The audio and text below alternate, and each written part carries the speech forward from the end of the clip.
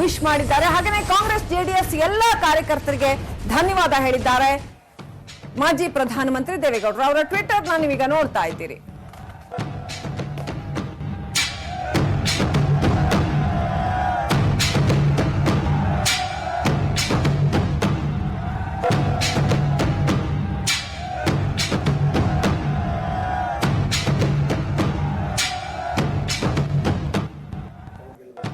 ಖಂಡಿತವಾಗಿ ನಾವು ನಿರೀಕ್ಷೆ ಮಾಡಿರಲಿಲ್ಲ, ರಾಜ್ಯದಲ್ಲೂ ನಿರೀಕ್ಷೆ ಮಾಡಿರಲಿಲ್ಲ, ರಾಷ್ಟ್ರ ಮಟ್ಟದಲ್ಲೂ ನಿರೀಕ್ಷೆ ಮಾಡಿರಲಿಲ್ಲ. ಇದು ಒಂದು ರೀತಿಯಲ್ಲಿ ಅನ್ಪ್ರೆಸಿಡೆಂಟೆಡ್.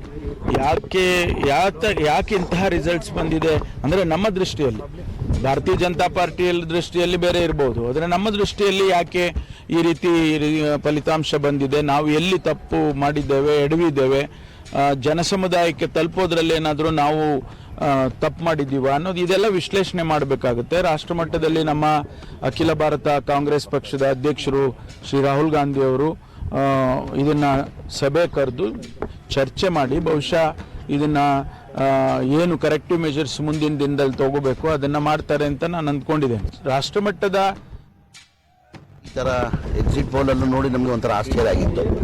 ಎಕ್ಸಿಟ್ ಪೋಲಲ್ಲಿ 4ರಿಂದ 5 ತೋರಿಸ್ತಾ ಇದ್ರಿ, ಅದಕ್ಕೆ ನಮ್ಗೆ ಆಶ್ಚರ್ಯ ಆಗ್ತಾ ಇದೆ. ಇವತ್ತು ರೋಚಕ ಗೆಲುವು ಕೊಡ್ತಾ ಇದ್ದೀರಾ, ಅನಾಣೀಯ ನಡೆದಿದೆ. ಬಟ್ ಚುನಾವಣೆ ಸಭೆಯಲ್ಲಿ ಹೇಳಿದೆ ಗೆದ್ದೆ ಗೆಲ್ತೀನಿ ಅನ್ನೋ ವಿಶ್ವಾಸ ಇದೆ. ಬಹಳ ಕಠಿಣವಾದಂಥ ಸವಾಲಾಗಿತ್ತು ಚಾಮರಾಜನಗರ ಲೋಕಸಭಾ ಕ್ಷೇತ್ರ.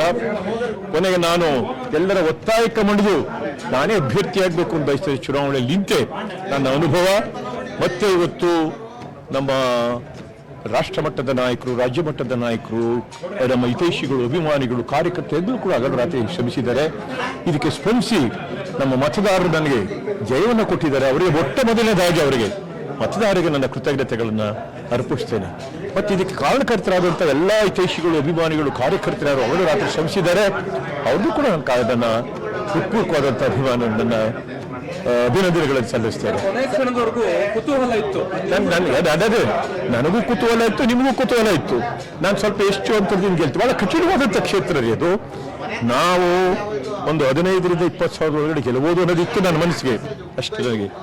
ಆದರೆ ಕೆಲವು ಕಡೆ ನಮಗೆ ಸ್ವಲ್ಪ ಹಿನ್ನಡೆ ಆಯಿತು. ನಾನು ಇಲ್ಲಿ ನಿರೀಕ್ಷೆ ಸಹಜ, ಅದು ಚುನಾವಣೆಯಲ್ಲಿ ಆಗ್ತಕ್ಕಂಥದ್ದು. ಆದರೂ ಕೂಡ ನಮಗೆ ಜಯ ಕೊಟ್ಟಿದ್ದಾರೆ. ಅಂತರ ಎಷ್ಟಿದ್ರು ಕೂಡ ಜಯ ಗಳಿಸಿದ್ದೇನೆ.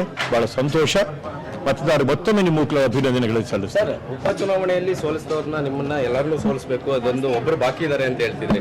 ಖುಷಿ ಆಯ್ತಾ ಸರ್? ಈಗ ಅಲ್ಲ, ನೀವೇ ಅದಕ್ಕೆ ತಿಳ್ಕೋಬೇಕು ಅಷ್ಟೇ.